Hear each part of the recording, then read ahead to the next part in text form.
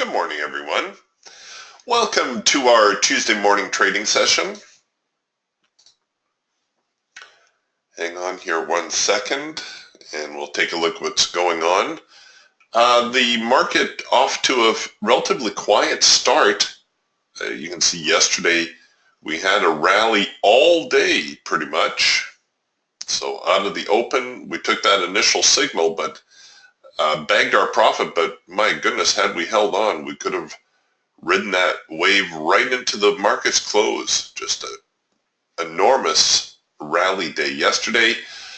The market closed down here around 43.75, and that's where we spent most of the night as well. Right now on the Eagle, it almost looks as though we're working on a trend change signal. Our cloud has changed from bullish to bearish. We've had several retests of the high here. Here's the most recent retest of the extreme, and it does look as though the market is starting to tail off a little bit. It is still early, however, and I'm, of course, always reluctant to sell into a very strong uptrend. Sorry, I can't do too many things at once. Here on the Hawk Scalper with the NASDAQ, we're getting a green bar sell, which, as you know, the green bar sell tends to develop near the end of a trend, but it's also a signal we can trade the inverse of. We can trade the failure of it. Or you can simply use it as an early warning that perhaps the trend may be unwinding. Now what I'm going to do here is, because it's early, I'm going to see if we can't catch some initial momentum. So we would have hit our profit objective and our break-even trigger. And it looks like we're getting a pretty good little run out of this one, certainly enough that I should consider using a more aggressive stop strategy. There we go.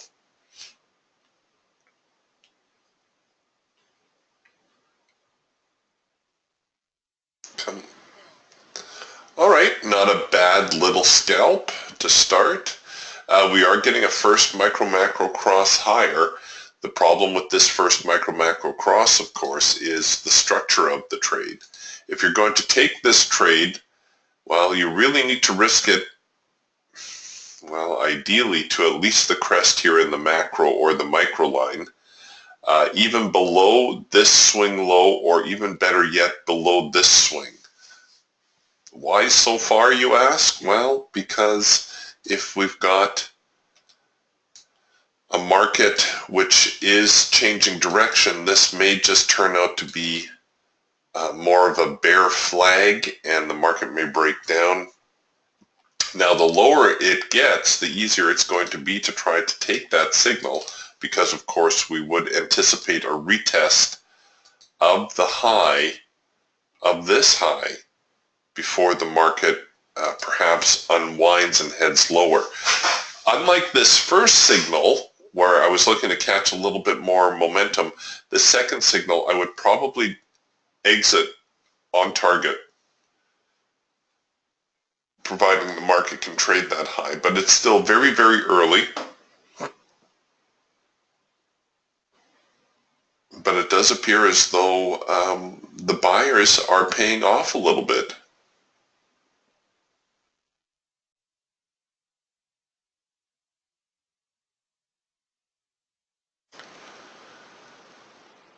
So this 43.85 area looking like it's going to be a sticking point.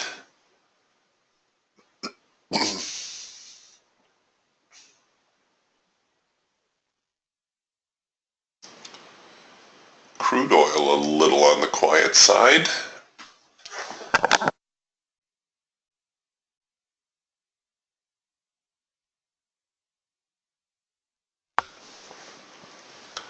Come on, get up there.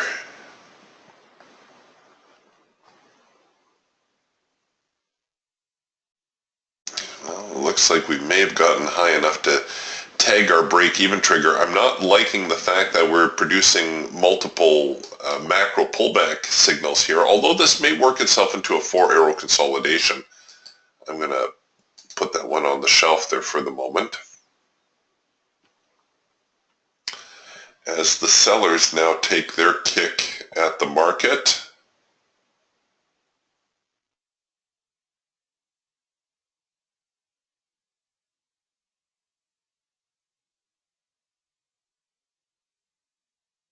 Yeah, it's a real struggle here this morning.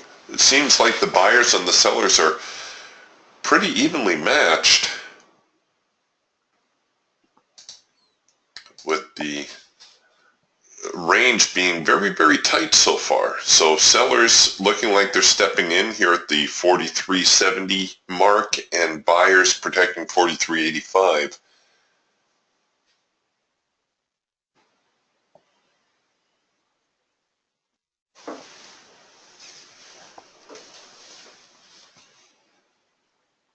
Seems to be the extent of the range so far today. All right, we're getting a trend change signal now on the Raptor, and we're at the bottom end of the range.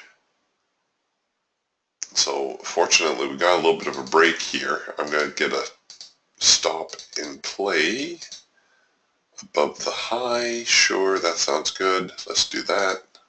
There we go.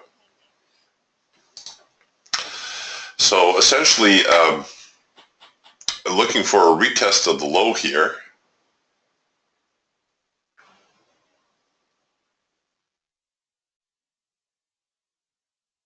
And this is our trend change signal, our cloud crossover on the Raptor, which tends to be a high probability signal. Come on, get down there. Give me that break even. All right, so there's, let's get the stop enabled. There we go, down to break even.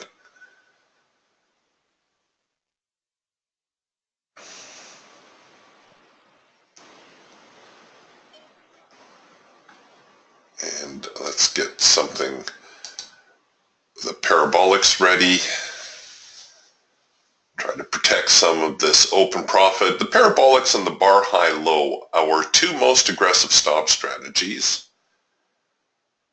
What do we have there for open profit? Oh, actually there's a fair amount of money on the table. Maybe we'll luck out and we'll ride out this little bit of a swing, as it looks as though the sellers may be taking the market away from the buyers here this morning. Good morning, Jim. Jim, kind of confirming that with the advanced decline, we have 960 on the buy, 1630 on the sell. Overall, that does have a little bit of a bearish flavor to it.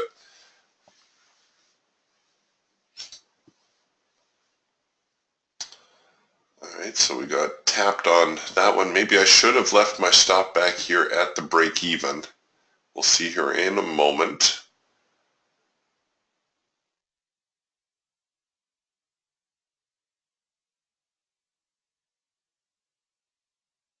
No, go away. All right, so that beginning range set a little bit wider now.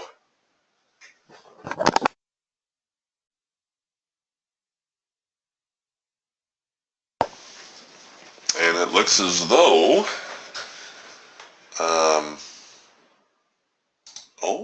I was going to say it looks as though I would have got tapped at break even, but no, it still would be riding out that swing. All right, note to self. Well done, Jim.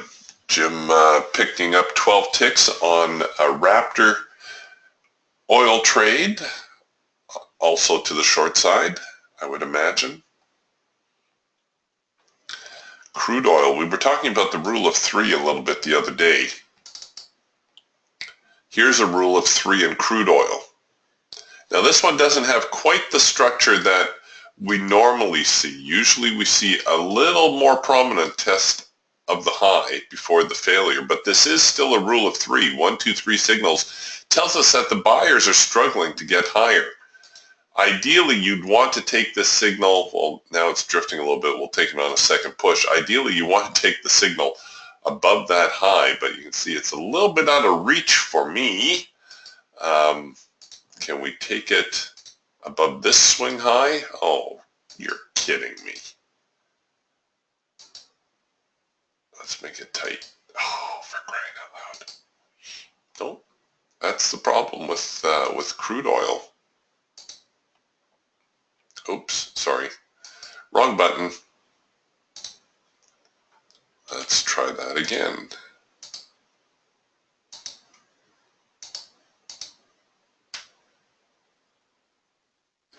So it does look as though crude oil may be folding over here and perhaps heading a little bit lower, but unfortunately it's out of reach for me on the Eagle given the current ranges that it's making. So I'm going to keep a lookout on the Falcon and the Hawk and see if we can't pick up a signal there. Oh, speaking of signals, we got a nice signal here on the Eagle here in the NQ. So we got a green bar sell, followed by a trend change signal.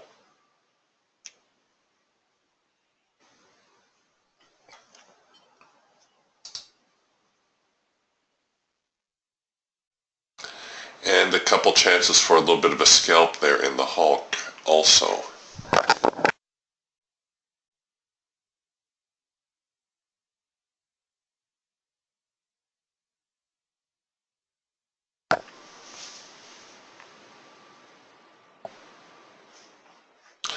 All right, gold floundering slightly. We are getting a first micro macro cross. We do have a sideways market here in gold. It is range bound though. However, it may be enough in there for a scalp. I probably would recommend you try to cover to the top end of the range.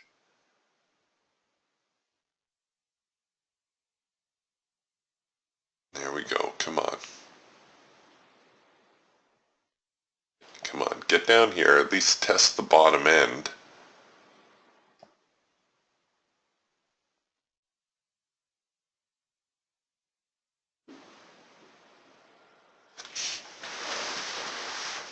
Jim says the transports are holding strong, but that's the only part of the Dow sector that seems to be holding their own. All right, so if you're short this first micro macro cross here in gold, you're going to have to nurse it a little bit.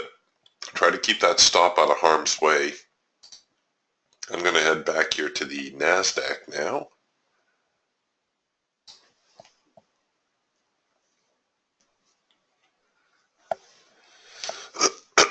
Pardon me. And we seem to have hit a little bit of a sideways stretch.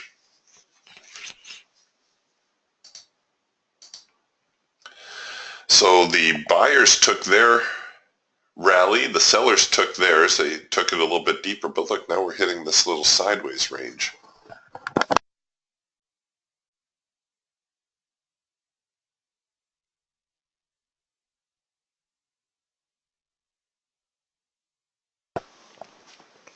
Oh, well done, Jim. 3 oil trades, he says. He's up 53 ticks so far. That's nothing wrong with that.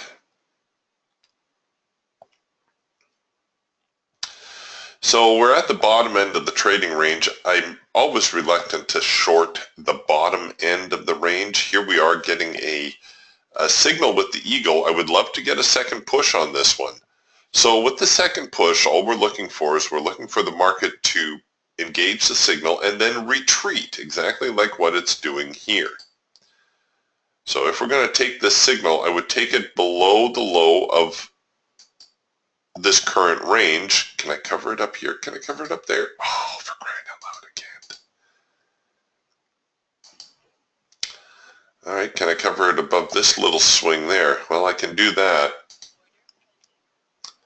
A little bit of a leap of faith here because there's a very real possibility we are in a larger range and that the market will try to get back up here to this 43.85 area.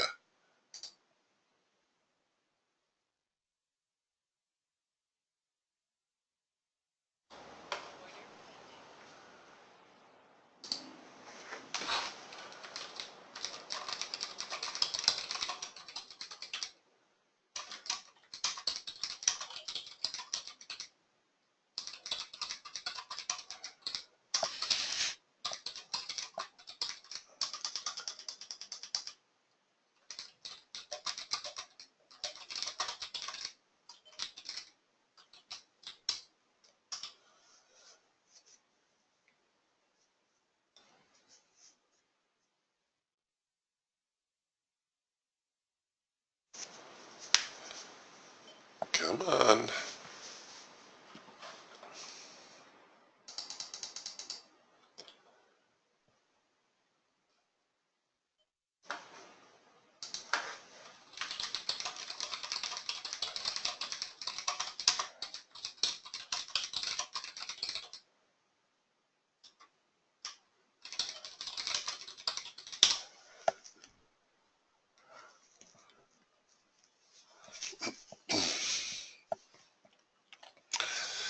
All right, so crude oil flinching a little bit.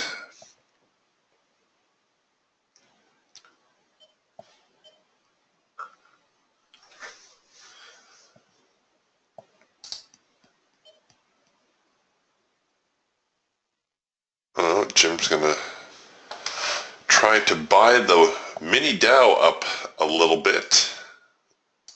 So he's going to stick his toe in the water. Yeah, it does. It has been paying off both directions, to be sure. However, at least as far as the NASDAQ is concerned, it does seem as though the sellers may be a little bit stronger than the buyers this morning. That initial rally out of the gate, the sellers kind of stepped on them.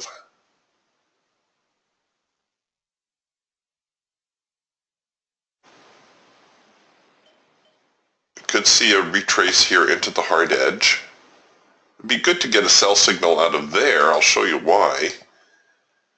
If we retreat into the hard edge, it's going to put the market up here around 43.68, 69.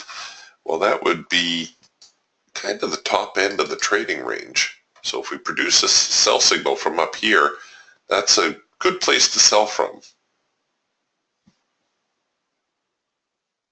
Ooh. I'm getting a soft edge buy actually on the Raptor right here.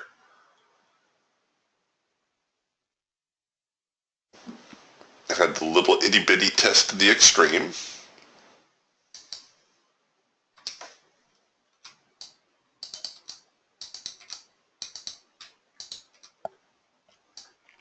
So we have that pattern, that retest of the low, the higher low.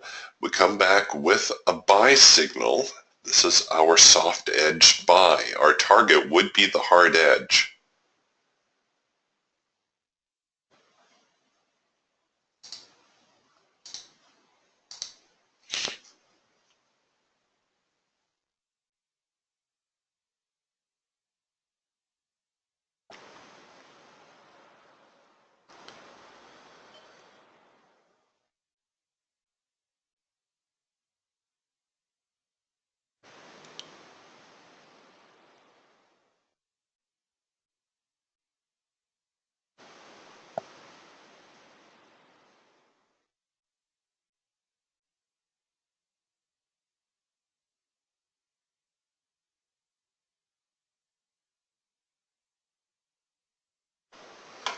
Okay, a little bit of effort on the part of the buyers. The market is still in a little bit of a sideways congestion. But I'm not sure that's going to be enough at this point. We got another opportunity to sell this green bar sell right here on the hawk. So we've got a market that appears to be in a downtrend, so you should consider any pullback exactly that, a pullback phase, a bear flag. If you're presented with a green bar sell, yes, you can set up to buy it, as you saw me do earlier. However, at this stage, it does seem as though the sellers may be stronger, and a breakout down here may carry the market lower.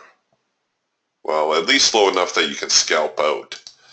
I think I would be fairly aggressive on my targets here and just take my profit when the market presented it.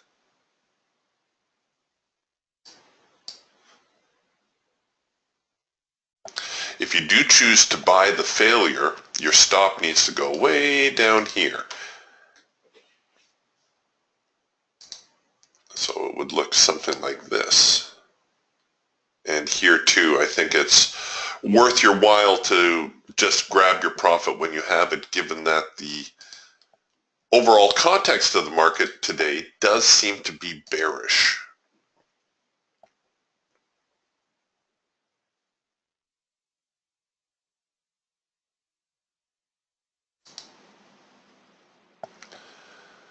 Although the longer we spend going sideways, the less influence the bears are going to have on this market.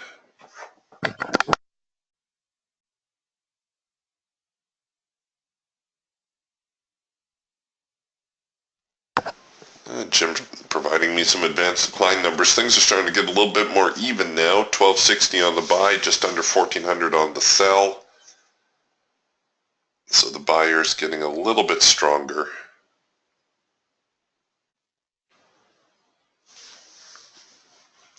Gold here on the Hawk also getting stronger. We had a first micro-macro cross, now a macro pullback. This may be worth trying to run out, if the market, let's see, are we getting we are getting an eagle signal. We're currently against the ATR. I would probably let, shoot. If I let the ATR flip over, I'm another 12 ticks. Well, there it is right there. So the ATR flipped over on this bar right here. Doggone it, I wanted that entry too.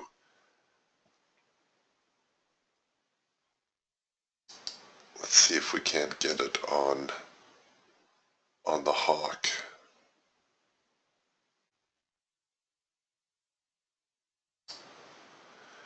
See if we can't get another macro pullback.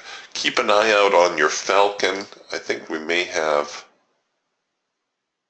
a buying opportunity brewing here in gold.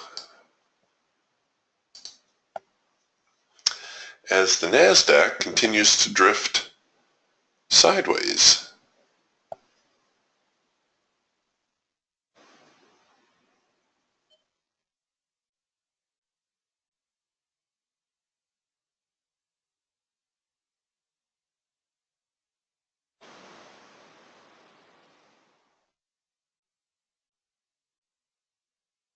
Not much going on in the NQ right now. Crude oil also producing we had that rule of 3 to short. See, here's the problem with trying to cover the trade really tight, right? You saw me try to take the signal like this. Trade manager said, no, sorry, Eric, you can't afford that. Ideally, you want to place your stop up here.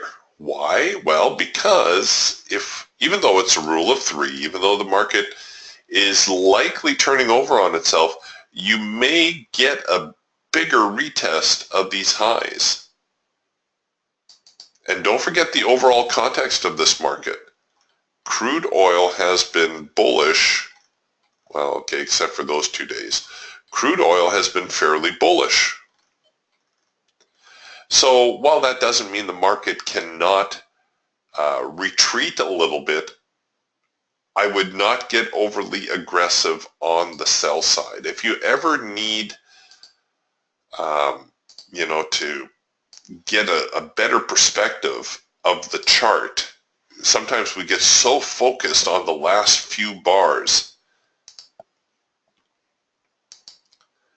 It doesn't hurt to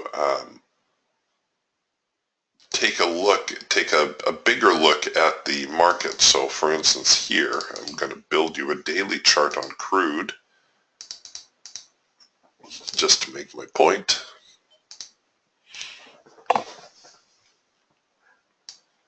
So here's crude oil on a daily chart.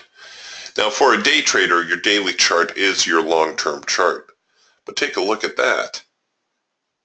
What's your trend? Well, yeah, 6 months ago the market was in a downtrend, but not now. It's in an uptrend now. So you don't want to be too aggressive about shorting.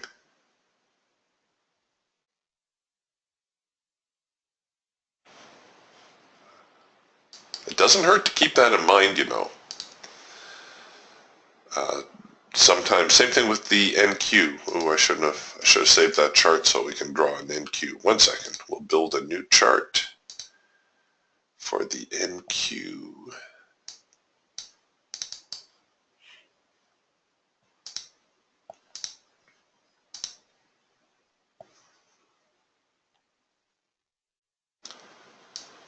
So here's the NASDAQ on the daily.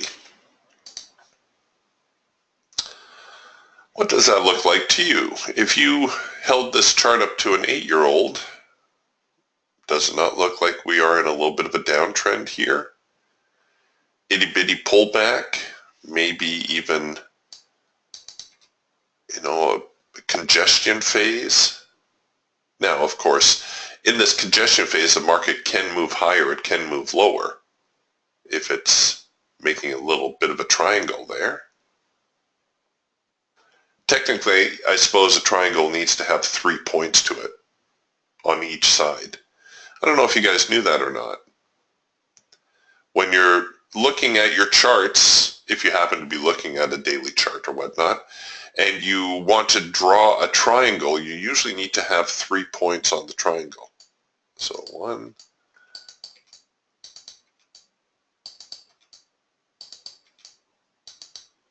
so 1, 2, 3. There's the top of your triangle. 1, 2, 3. There's the bottom of your triangle. So we don't have 3 points in this one yet. I would consider this more a pullback than a triangle at this stage. So there you go. There's your little lesson du jour.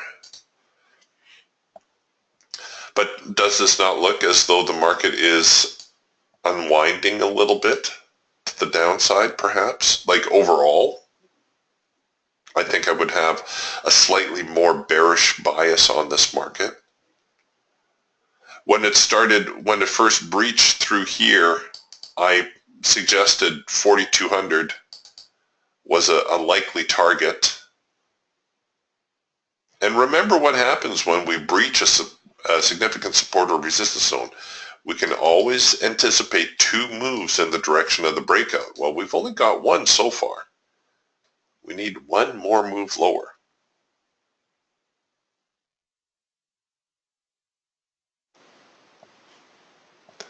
And that's true for all markets. It doesn't matter whether we're using the DTS system, whether we're looking at a daily chart or a weekly chart. These types of things tend to be absolutes. Oh, Jim, you're just knocking it out of the park today. Bagged another 21 ticks on 3 contracts in his YM trade. Well done. The NASDAQ still a little bit of a sideways mess. Okay, here we go with gold again. And I got multiple signals going. So here's the Falcon producing a trend line touch signal. Doggone it if that one didn't run away on me. And here now is, oh, we just got the warning dot.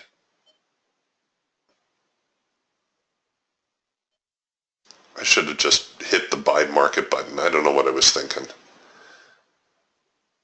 So it slipped past me a couple of ticks. Hit the buy market button.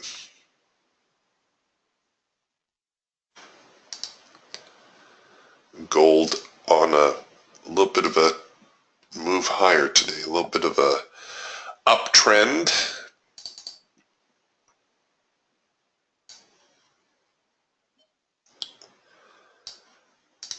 That could weigh on the stock market also.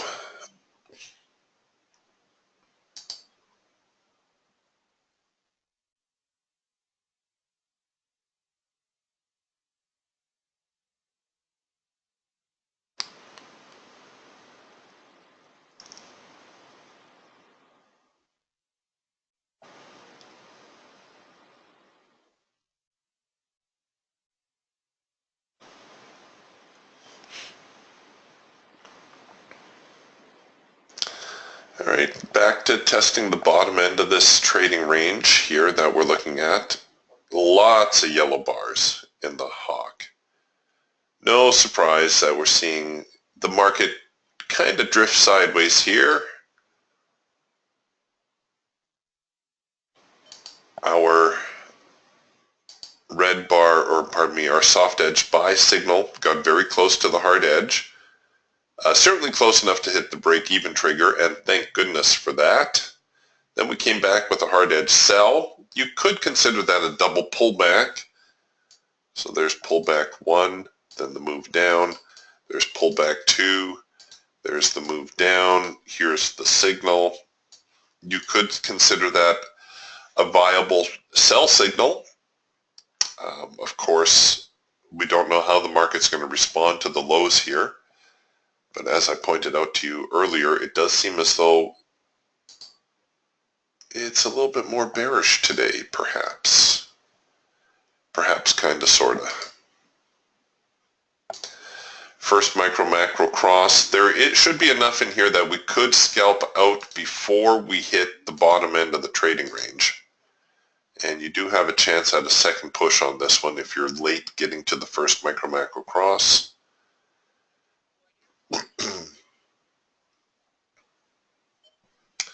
And here too, if you wanted, you could try to run it out.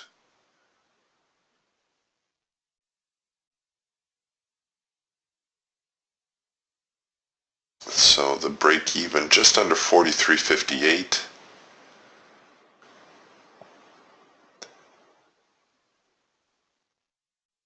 Come on, you sellers.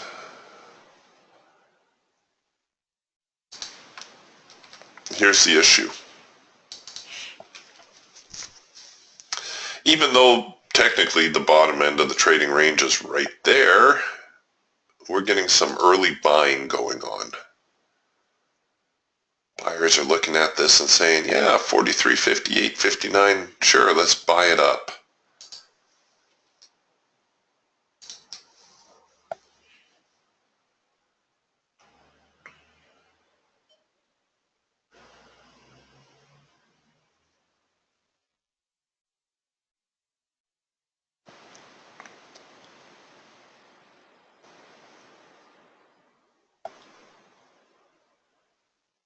Come on. Give me one more push. Let's go. Ideally, my stop should be above 43.70, which we saw earlier. See these highs through here. That would have been a better spot to put my stop. In fact, I may end up putting it above there if the market doesn't shape up here at a moment. Come on, sellers. Fight it down. Let's go.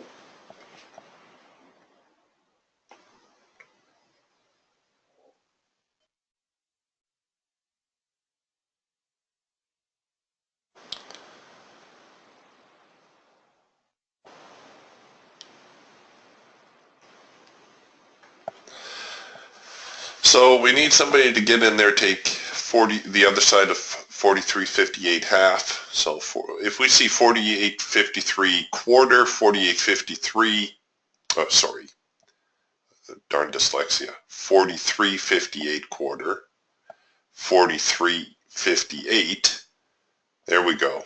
Okay, now we're going to start to see some of these buyers ditch, and here's the last obstacle right here. So the low of that, 43.57 half. We're hovering just above that. And if we can breach that, we're going to see, I think, some buyers head for the hills as they're going to realize they're on the wrong side of this market.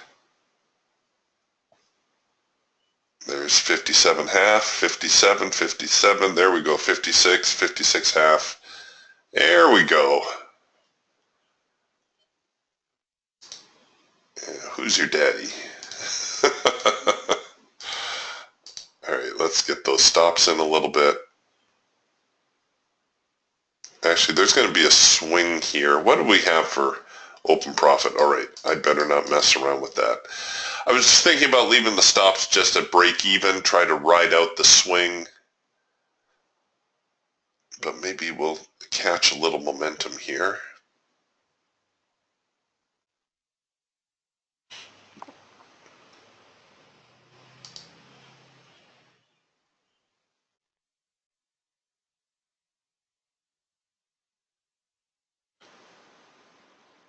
Oh, they're going to tap me again on this little pullback. Come on. Jim says the DAX is giving it up. Puking is the technical term he's using.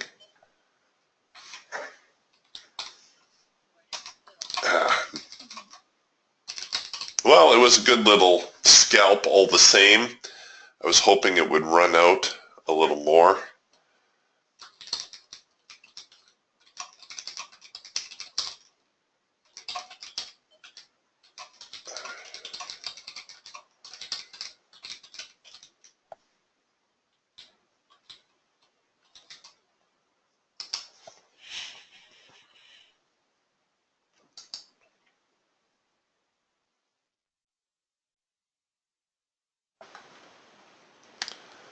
All right, let's put that back on the shelf.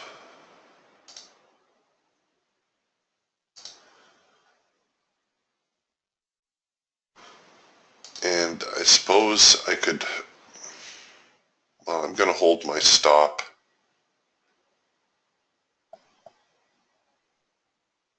above this 43.70 area that I was highlighting before. We'll bring it in a little, take some of that initial risk out of the trade. And if we can get another leg lower here, just one more push.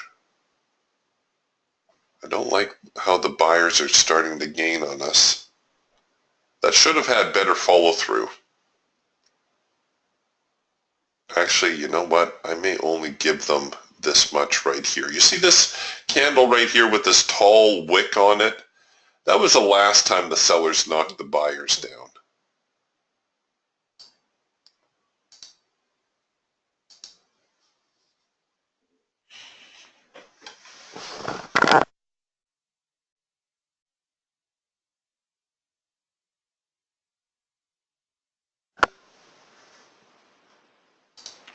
So gold hitting our,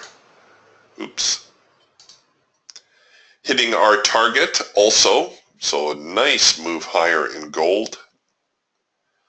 Now we're going to look at a little bit of a retrace.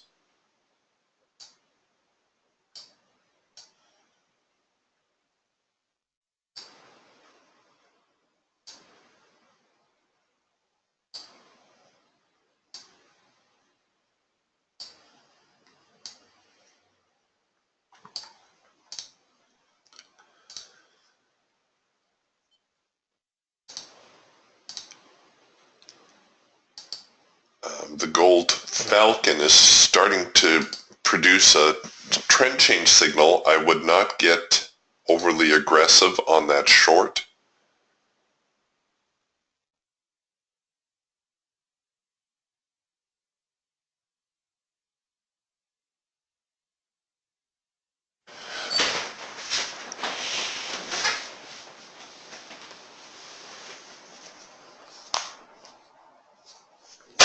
All right, I'm going to get more aggressive with my stop yet. Again, we have this candle here with this really tall wick to it.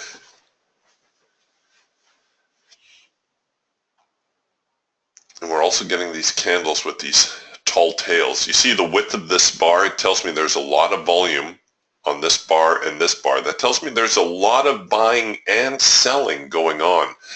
The fact that the bar closed lower tells me that the sellers are stronger for the moment. See these bars that closed higher? The buyers won that bar, but they don't seem as strong as the sellers. However, it's impossible to tell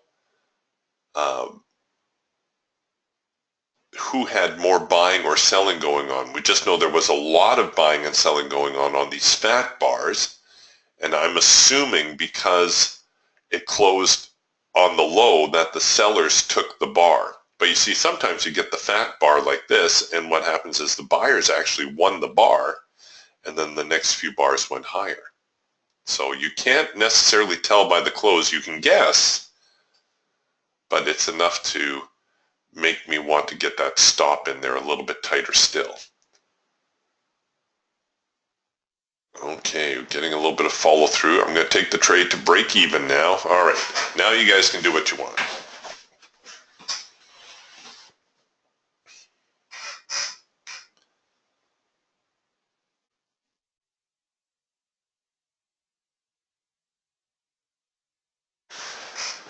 And as always, let your pocketbook be your guide. If you're walking down the street and you happen to see a $90 bill sitting there on the ground, do you stop and pick it up?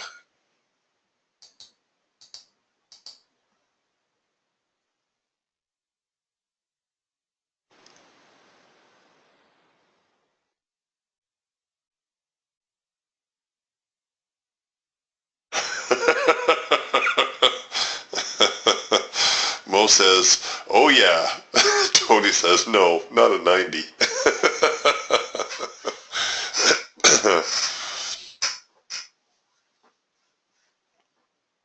It's always a balancing act, folks. It's a balancing act between trying to get as much out of the market as possible and controlling your risk exposure at the same time. We do have room to move here, though. Let's take a look at our support and resistance suite.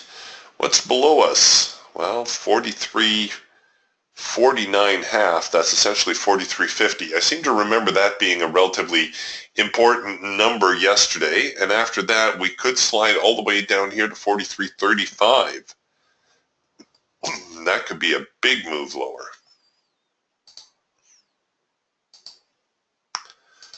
Certainly within the realm of possibility.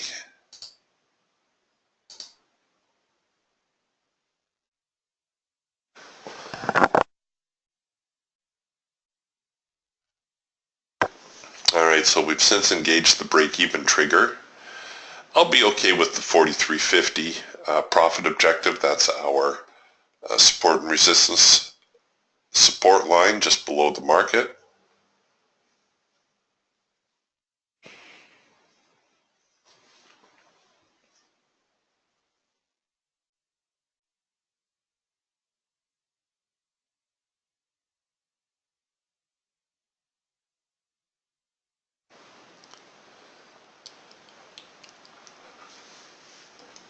Oh, come on. Come on, you know you want to head lower. Let's just get it over with.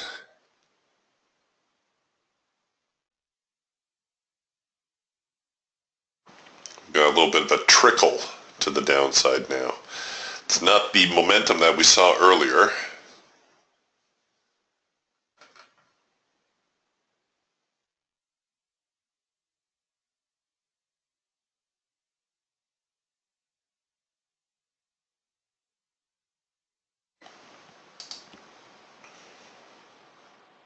I'd be watching gold for a move back into the hard edge as a possible buy. So we had that nice little signal here on gold. Great move higher.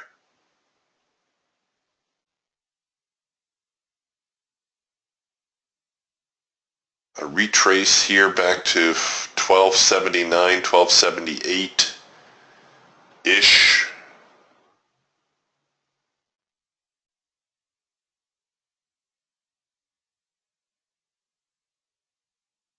Could be a good buying opportunity if we drift into the hard edge and produce a signal.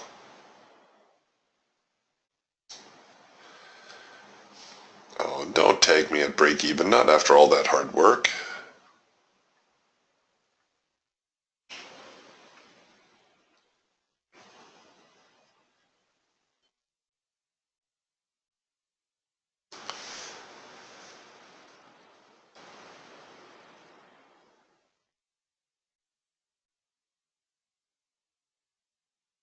Oh, nicely done.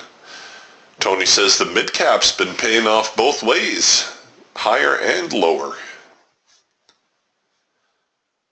Yeah, it's rare, but usually the first few minutes of trading, you kind of get a sense of who is controlling the market. And once you got a handle on that, especially yesterday and today, we've seen some, yesterday we saw some very aggressive buying out of the open, which, pardon me, excuse me a sec.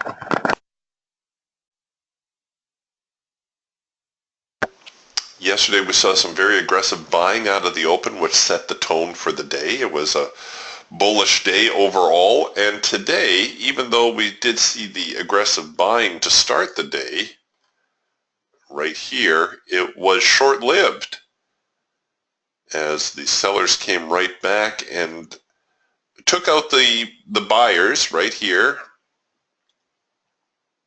And here too we can anticipate two moves, right? We've taken out a significant swing low. Now it doesn't really matter how you gauge it. Go for the obvious stuff. When you're looking at this kind of stuff, don't micromanage. This is a pretty significant swing low right here, 43.70. Oh, isn't that a familiar number? So the market, once it breaches, it owes us two moves to the downside. So I would say that's move number one. Here it comes back with the retest. Now we're working on move number two. And I'm thinking 43.50, where that support line is, should be a good target for us. Generally speaking, the first two moves of the trend are going to be the strongest.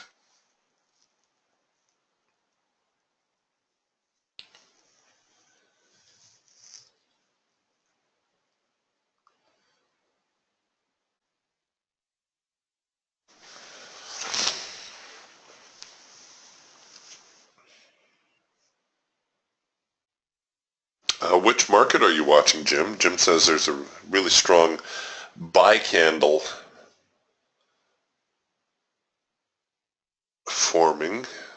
Oh, on the NQ. Yeah, it's we may see a little bit of an uptick here. Oh, darn it, they did get me at break even. But like I said, the overall flavor for the day, it does tend to be a little bit more bearish. We may see the market retrace even as high as 43.70, where we've been watching before the next move down. So just because we get a little bit of an uptick here does not necessarily mean that the market's going to be unwinding and heading higher. Although it may well do just that for the short term. So I tossed a little trend line up there, just to see.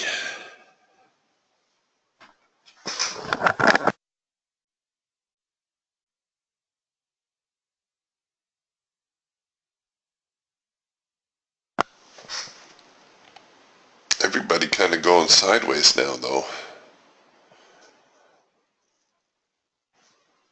Crude waffling a little bit, made a little bit of a push up.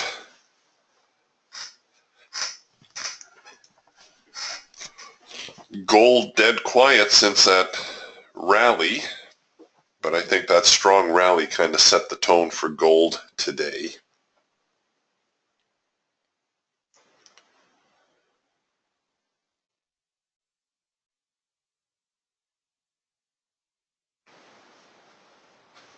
Jim says crude's honoring the trend line pretty well.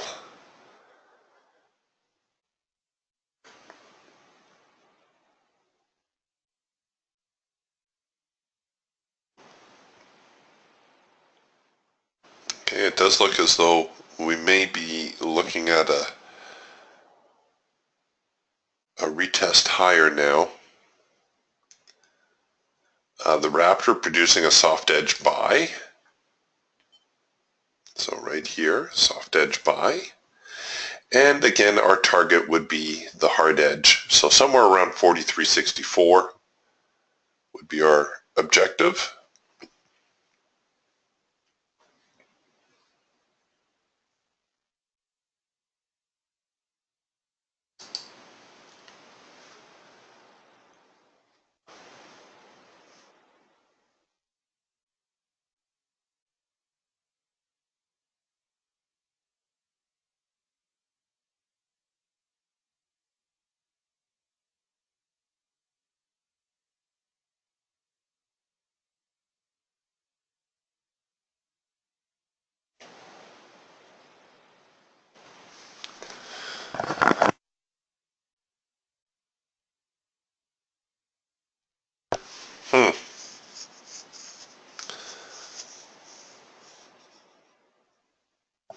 Buyers appearing to get a little stronger now. Oh, and the advanced decline almost even up. So that's a big effort on the part of the buyers. Still trying to get a handle on which way the wind is blowing, but I could see a retracement to 43.70-ish being probable. That would put us here into the hard edge, or just above the hard edge on the Raptor. We'll see if we get that trend change signal here on the Falcon, and now the Hawk producing a first micro-macro cross. This one I probably would take above the high. Oh, now it's already retreating. This first micro-macro cross you really do need to risk below the lows. That's just how it's going to be. And I'd also draw a line like so. Now we can take it a little bit more aggressively,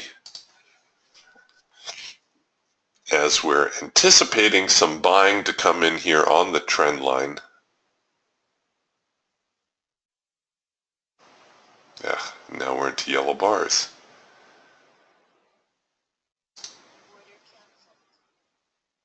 So even though this trade may work out, the yellow bars are spoiling our effort.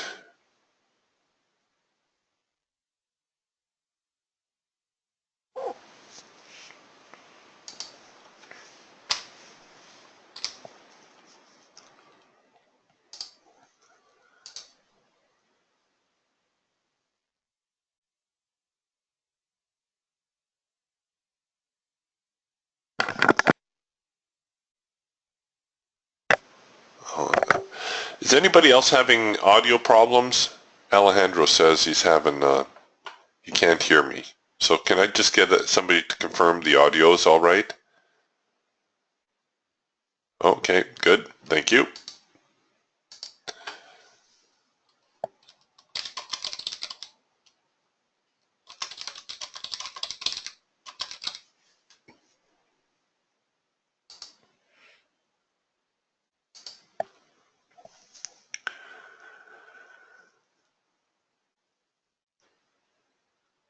All right, so we're getting that little bit of a retest now here on the Falcon, working that trend change signal. This is why we wait for the trend change signal to actually produce itself rather than just hop in when the trend line changes color. I had somebody ask me once, well, Eric, can I just buy and sell the trend line color changes? Well, you can do what you want. It's your money. But I think it's better to wait for the signal itself to produce. Now, if you're just scalping in and out, sometimes you could probably do all right, but look, this trend line color changed. You're buying in above here. The market didn't go anywhere. Came back down. You sold here. Yes, you at least got enough to scalp, but here you're buying above the high of this bar, and again, what do you do now when the trend line changes red? Do you reverse? Do you get out? What do you do? That's the problem with trying to trade both sides of the equation.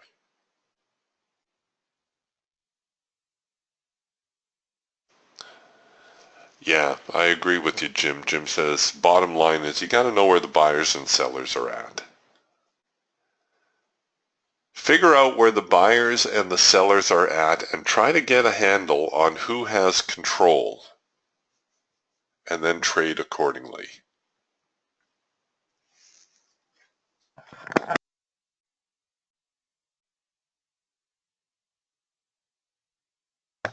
Look for momentum.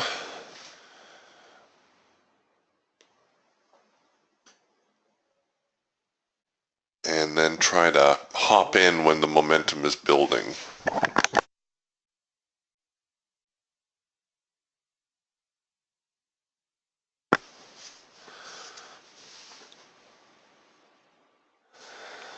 All right, this is a little confusing and tempting all at the same time here on the Hawk. We're working on a red bar buy signal. If this red bar buy signal holds, we will have a higher low, and we may see the buyers try to rally it back up here.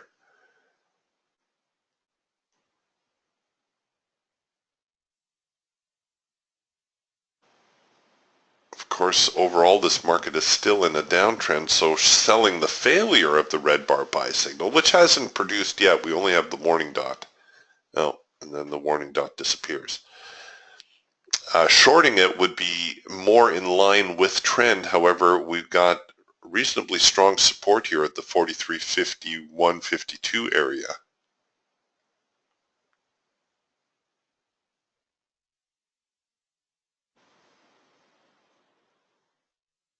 We'll see if this holds. Then at the very least we'll have a tight little trading range.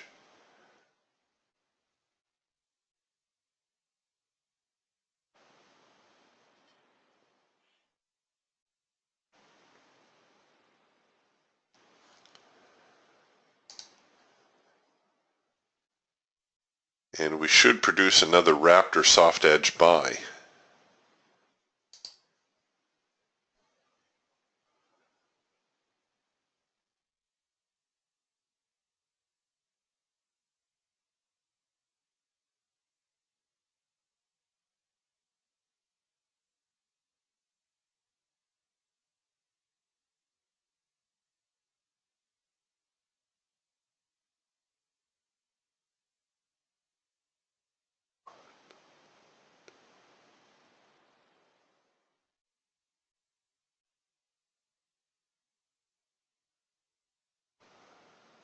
Yeah, and there they go.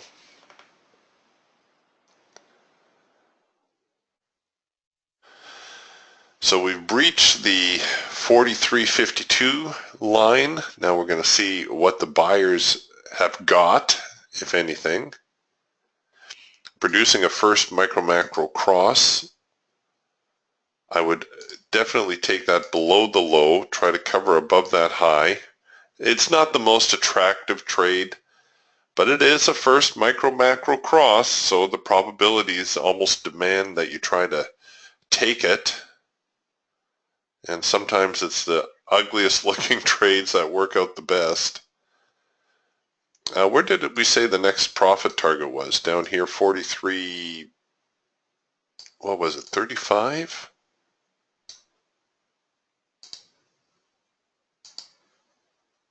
Okay, so we're coming into the support line here at 43.50. Yes, 43.35. I'm going to swing for the fences. I'm going to turn my Hawk scalper into the Hawk swing trader. I'm not going to take it all the way to 43.35. Why be greedy? I'll take 43.36 if they give it to me. And I may as well delete the break even.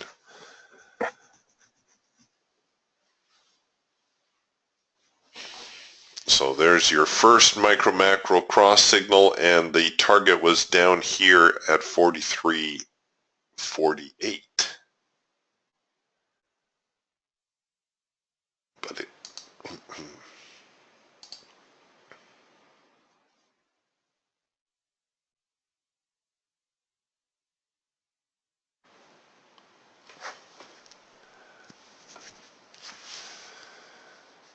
Come on, you sons of bears.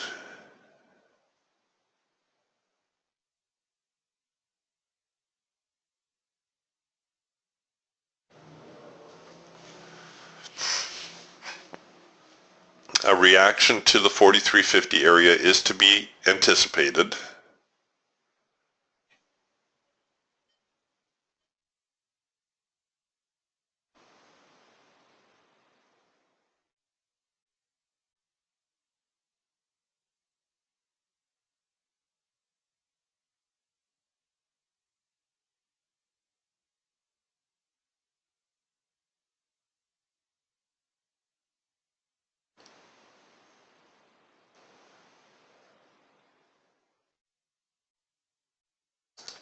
And here with the Falcon, what it's going to try to do is it's going to try to produce our trend change signal.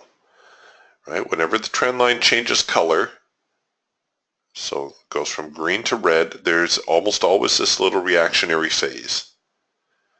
And that's what causes us to produce the signal. So here we've hit 43.50-ish, technically 43.59.5. So here come the buyers. And now you can see some of the selling effort coming back as we're producing a warning dot and a possible bearish bar. And here now comes our, hopefully comes our sell signal and some follow through on the Falcon.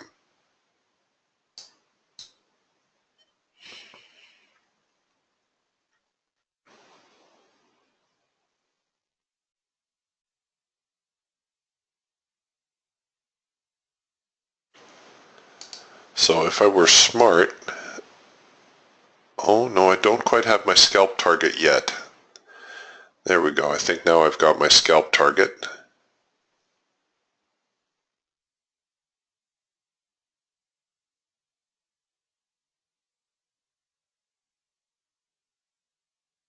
Here we go. Come on down.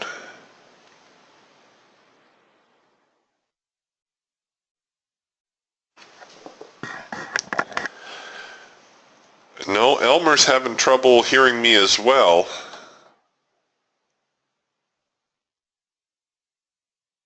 No, William, of course, ask me any question you want. I'm just going to let Elmer know that I think the problem's on his side. Oh, okay. Ryman says he hears me loud and clear. Thank you.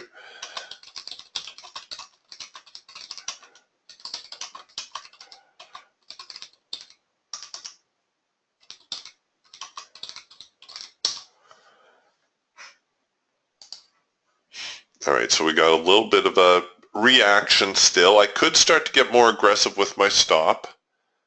Yeah, what the heck? I'm gonna roll my profit target in. Oof, sorry, don't want to do that. That's a little bit too cozy. There we go. Something to remember when you resize your screen. The NinjaTrader will automatically resize everything. So I'm going to make it a little bit easier on the market. I'm not going to go for 43.45 or 35. I'm going to go halfways. We'll see if I can't get 43.40 out of the market. We did hit the scalp target. I'm trying to be a little bit cute now and see if we can't ride this down a little bit lower. But if I were smart, I would take the trade at least to break even. I'm going to try to give it one more swing. Give me one more bar lower, and then I'm going to take the trade to break even.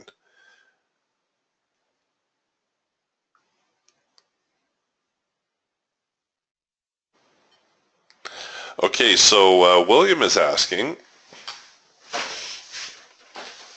regarding the red bar buy and green bar sell. Does the red bar buy, green bar sell mean both bars are the same color and have the warning dot and the entry arrow? I've seen some green bars with red dots and the following bar is yellow with a red arrow and hash mark. Okay, so I'm assuming we're Talking now about the hawk and not the eagle, because the eagle also has that red bar buy signal and the green bar sell. The hawk version is not nearly as strong as the eagle version. And excuse me here a second while I adjust my stop. There we go. That's all I'm going to give them. So to answer your question, no. The red bar buy, green bar sell, both bars do not need to be green. One bar can turn yellow. One out of the two bars does need to be either red or green. You're going to notice that very often the rest of the signal is already getting out of sync. So we have filter out of sync, we have trend line out of sync.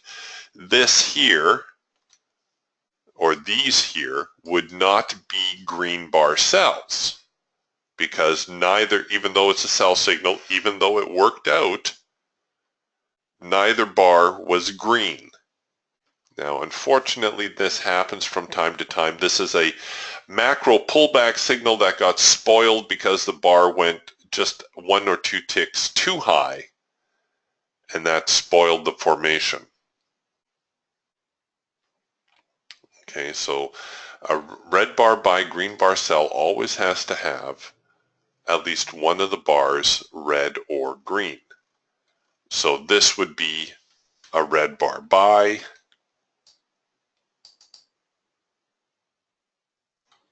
and I'll just try to point out a few of them to you here.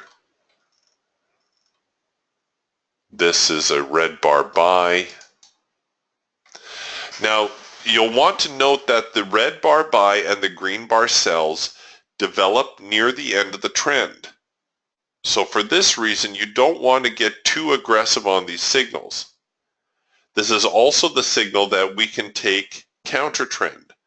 You know, very often you'll see me set up, if I think the market is going to retest the high, well then I'll try to buy it. If I think it's going to retest or fail, if I think it's already retested the high and it's going to head lower, I'm going to sell it. I'm going to sell the failure. If I'm unsure, I can simply use it as an early warning that perhaps the market's going to fall apart, because what happens is very often when it does start to unwind, we're going to get a first micro-macro cross signal. Well, at this point, I know, okay, I've got a failed red bar buy. I've got a first micro-macro cross lower. There's a pretty good chance I can short that signal. And down she goes. Here's a red bar buy that had very good follow through to it. This signal right here. Can anybody tell me why this may have been worth buying? There's at least 2 reasons that you could buy this red bar buy.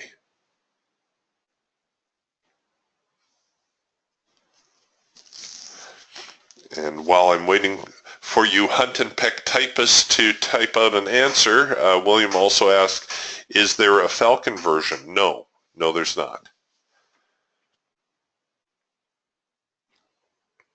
The Falcon signals are pretty concise. You've got your trend change signal, you've got your late filter entry signal, and you have your trend line touch signal. There is the counter trend double dot signal, which I don't point out all that often.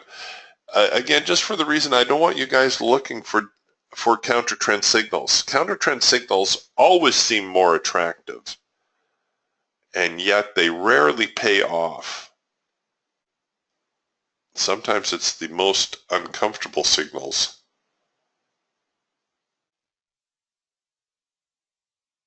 that end up paying off the best. So Tony is the only one who's going to play. Oh, okay, William's playing. Yeah, okay. All right, well, there you go. Guys knocking it out of the park.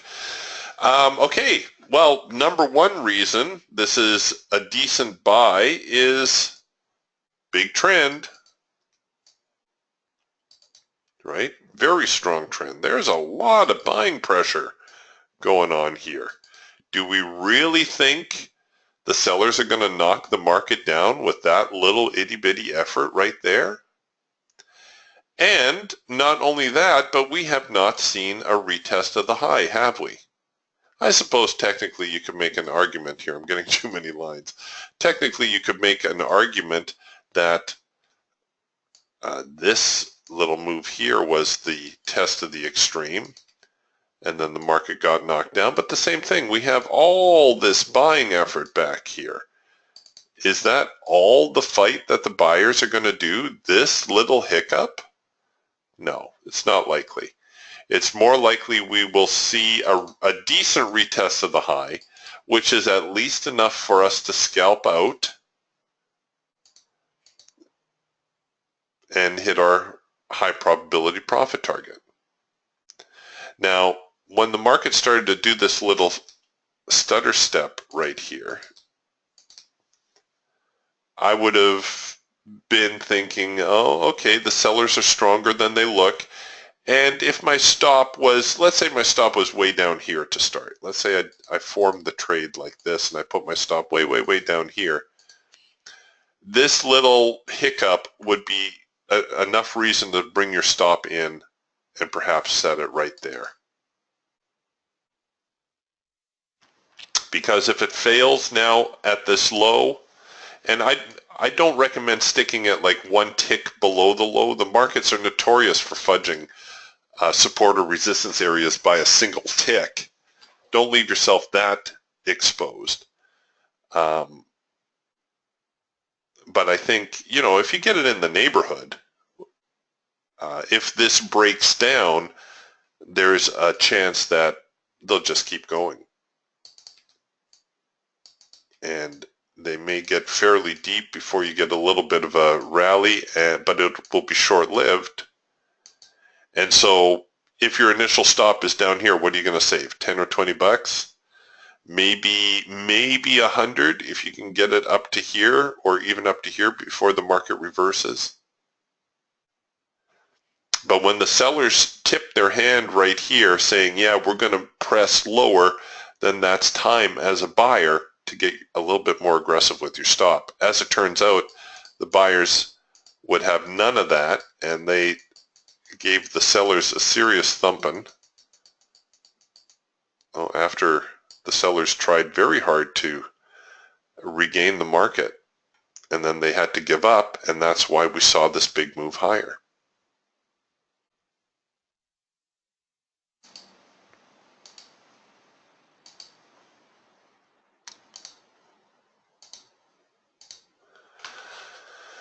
So yeah, red bar buy, green bar sell. So long as one of the two bars on the hawk is red or green, you're good to go.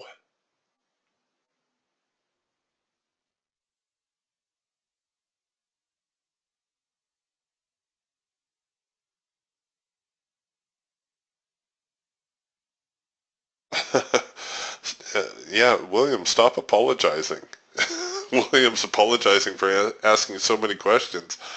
Stop apologizing. That's what I'm here for, guys and girls. I'm here to answer your questions. And it helps make the day go by.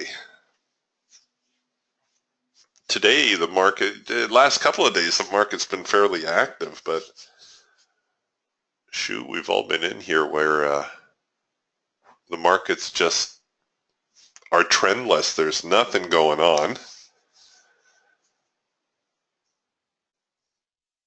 You might as well ask questions. And that's right, like Tony says, your questions help everybody. Maybe somebody is sitting there scratching their head and thinking, hey, I never thought of that. I never thought to ask that.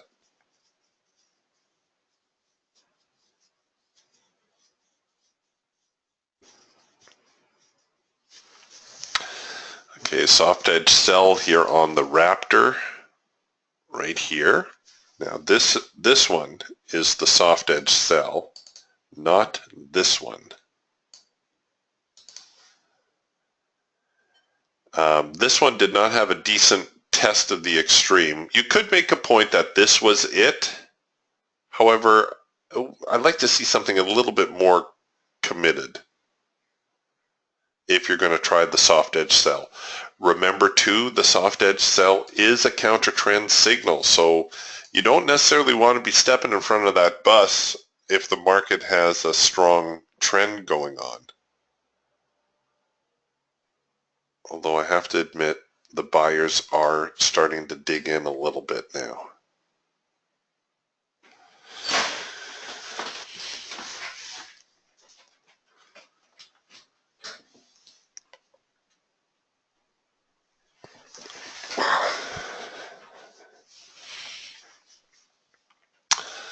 All right, gold made another little pop up. They didn't get quite as low as I anticipated, and I was looking the other way when they gave us this hard edge bounce. I was waiting for a retracement into the hard edge. At the time I said it, I was expecting a move back here, say to the 1278 half, 1279 area. We did end up getting 1279 half as a low and then coming out with this red bar buy before the next little move higher. So again, here's a market clearly in an uptrend. If I get a short signal here, say on the Hawk or the Falcon, here's the Falcon now on gold looking a lot choppier, right? Trying to top out, we're bouncing off the primary resistance, and it's producing working on producing a sell signal. Am I going to try to short that?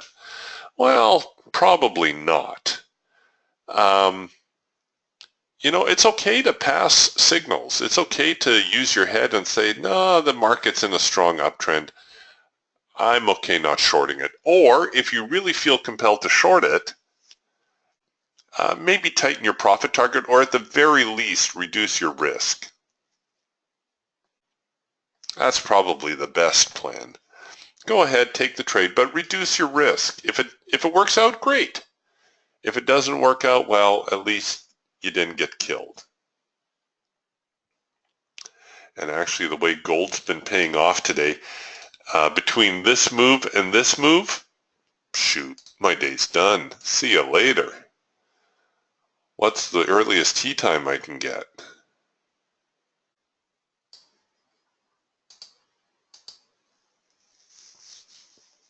That's nearly $1,000 day on gold right there. On singles yet.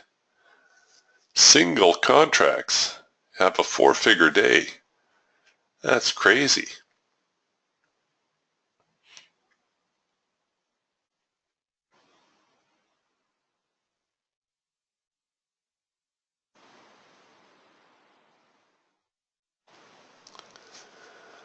Jim's having a good day too. He's long on oil on the Raptor, and he picked up 11 ticks. Nicely done.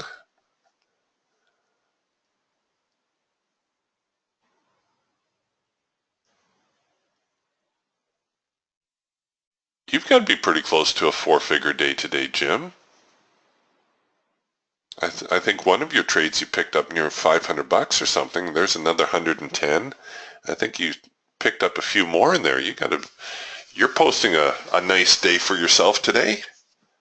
Yeah, there you go. Just over $1,000. Well done. Nothing wrong with that.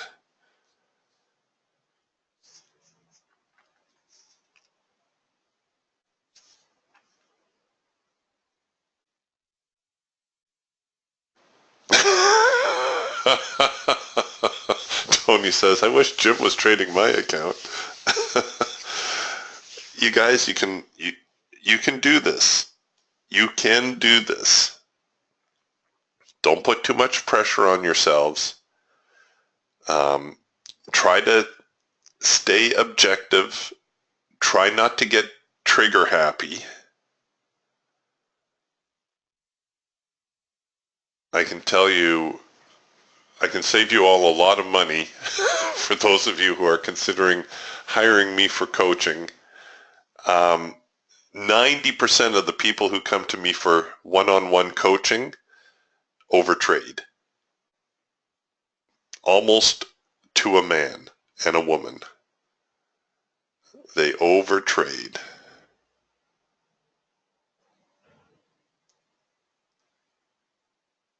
Pick your battles. I watched I haven't seen it for a while now, but if you haven't seen the movie Enemy at the Gates with Jude Law, it's a good movie. It's about the Battle of Stalingrad in the Second World War. But that opening scene where Jude Law, or the young Jude Law, is hunting with his grandfather. That tells you about all you need to know to be a successful trader.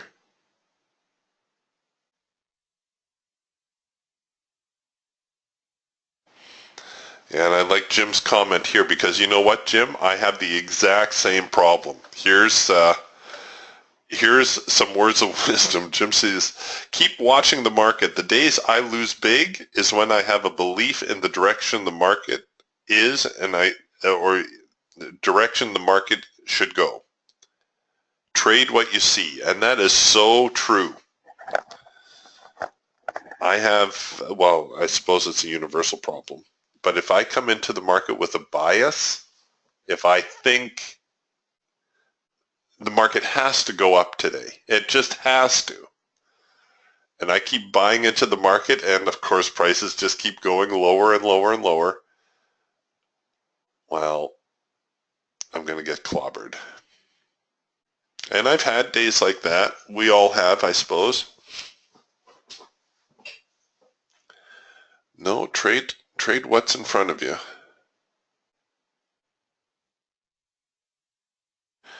And know when it's time to pull the pin too. You know, the market's starting to slow again. Look at here, the hawk. Look at all these yellow bars.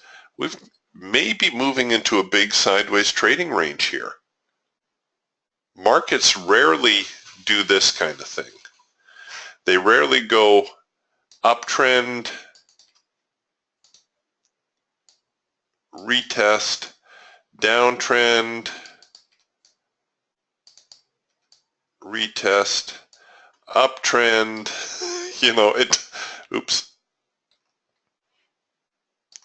it doesn't work that way. Retest, downtrend, right? The markets don't do that. Rather, what do they do? Well, they do one of these. They go uptrend, maybe a little bit of a pullback, more uptrend, trading range,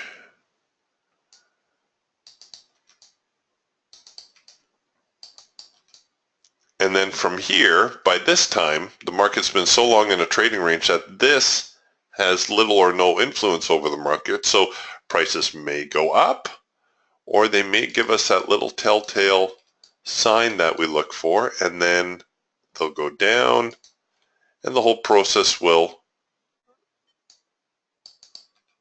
reverse itself. And then after here, the market will once again enter a sideways trading range, at which time it could go higher or it could go lower. And this is why we keep a lookout for these tests of the extremes. We watch for violations of significant support or resistance areas. Once we get those, we look for the retest. We expect two legs in the direction of the breakout. But so long as the market is in a trading range, you know, that's kind of dangerous territory. There's not much we can do with that.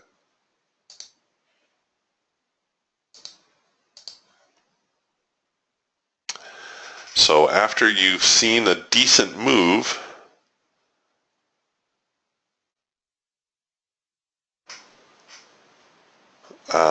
it's not at all unusual to see the market kind of enter this sideways drift.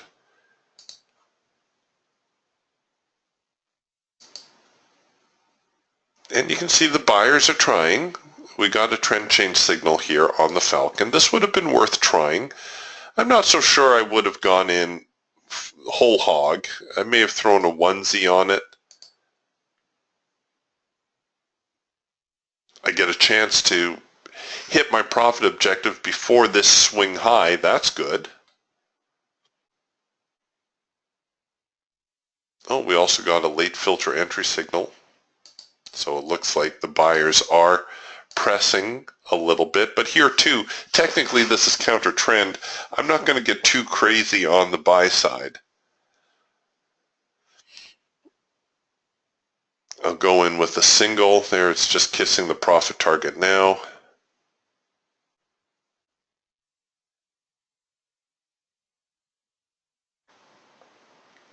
We need to get one more tick out of it.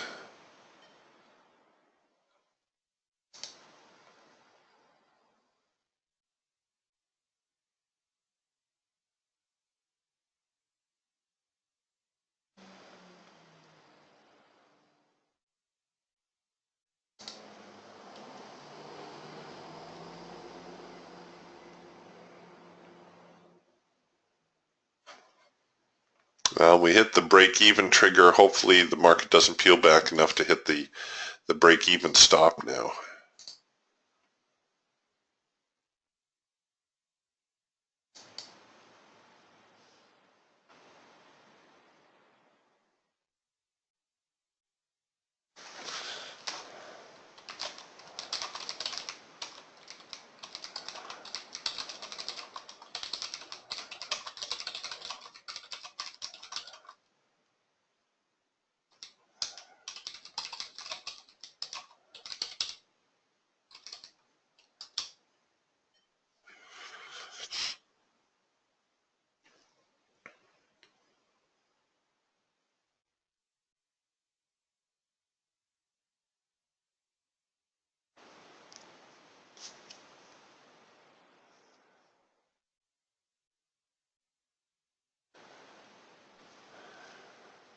And, you know, it almost looks that way as we're kind of getting into the, or near the lunch hour. We're not into the lunch hour yet, but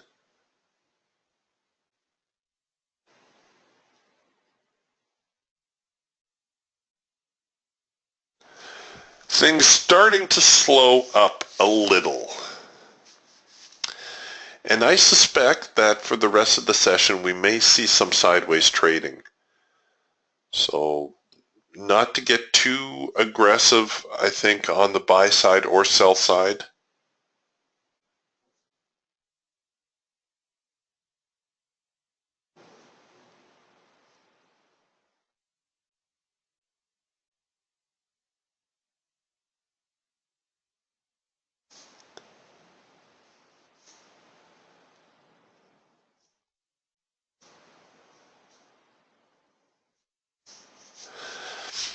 Well, things are getting pretty slow. I think we're going to button up the room here. A reminder, tomorrow is the open house room, so we'll see you guys at the alternate venue, and hopefully we'll have another decent trading day. Today was fun. Let's do it again.